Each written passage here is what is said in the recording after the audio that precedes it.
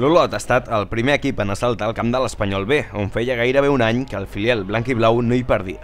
El conjunt local s'ha avançat passat el quart d'hora del partit, quan Adrià Carmona, en una segona rematada, ha fet el primer.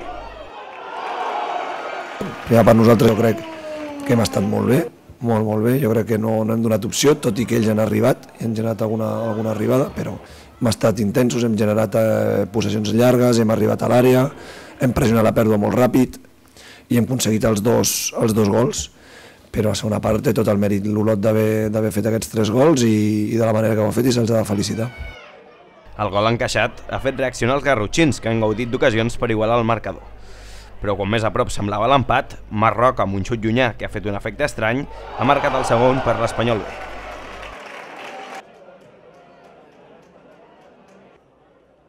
Malgrat que semblava que el partit estava encarrilat pels locals, l'Olot ha sortit de per totes a la represa i després d'una ocasió de Silva ha arribat el gol olotí en una jugada de córner que Carlitos ha enviat al fons de la xarxa. Yo pienso que hoy el equipo no se merece ningún tipo de crítica.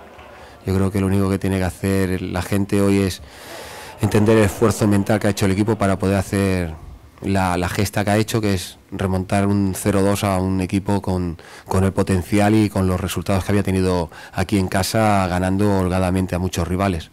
El gol ha revifat el partit i al minut 74, Carlitos, novament amb un xut creuat, ha marcat per equilibrar el partit.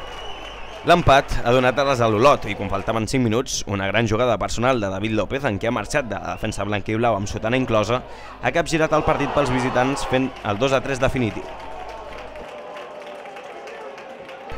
Amb la derrota, l'Espanyol B surt de places de play-off i l'Olot s'allunya encara més del descens.